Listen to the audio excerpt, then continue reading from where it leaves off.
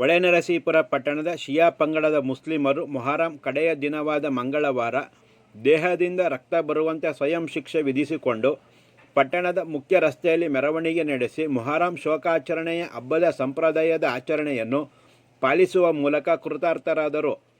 680 ಕ್ರಿಸ್ತಶಕದಲ್ಲಿ ಇರಾಕಿನ ಕರ್ಬಲಾ ಮರುಭೂಮಿಯಲ್ಲಿ ಅರಬ್ ದೊರೆ ಯಾಜಿದ್ ವಿರುದ್ಧ 10 ದಿನಗಳ ಕಾಲ ನಡೆದ ಯುದ್ಧದಲ್ಲಿ ಹುಸೇನರು ಹುತಾತ್ಮರಾಗುತ್ತಾರೆ. ಹುಸೇನ್ ಅವರ ಸಾವಿನ ಬಗ್ಗೆ ದುಃಖವನ್ನು ವ್ಯಕ್ತಪಡಿಸುವ ಜೊತೆಗೆ ಅವರ ತ್ಯಾಗವನ್ನು ನೆನಪಿಸಿಕೊಂಡು ಹುತಾತ್ಮರಾದ ಹುಸೇನರ ತ್ಯಾಗದ ಪ್ರತೀಕವಾಗಿ ಜನರು ಎದೆಗೆ ಹೊಡೆದುಕೊಳ್ಳುವುದು, ಹಣೆಗೆ ಬಡಿದುಕೊಳ್ಳುವುದು ಮತ್ತು ಯುದ್ಧ ಸಲಕರಣೆ ಹಿಡಿದುಕೊಂಡು ತಮ್ಮನ್ನು ತಾವೇ ಶಿಕ್ಷಿಸಿಕೊಳ್ಳುವ ಮೂಲಕ ರಕ್ತ ಬರುವಂತೆ ಸ್ವಯಂ ಶಿಕ್ಷೆ ವಿಧಿಸಿಕೊಂಡು ಶೋಕಾಚರಣೆ ಮಾಡುತ್ತಾರೆ. ಮೊಹರಂ ಮಾಸದಲ್ಲಿ ಯಾವುದೇ ಪ್ರಮುಖ ಸಂಭ್ರಮಾಚರಣೆ ಕೈಗೊಳ್ಳದೆ ಕಪ್ಪು ಬಟ್ಟೆ ಧರಿಸಿ ಶೋಕ ಅಥವಾ ದುಃಖ ಹೊರಹಾಕುವ 10 ದಿನಗಳ ಕಾಲ ಆಚರಣೆಯಲ್ಲಿರುತ್ತದೆ.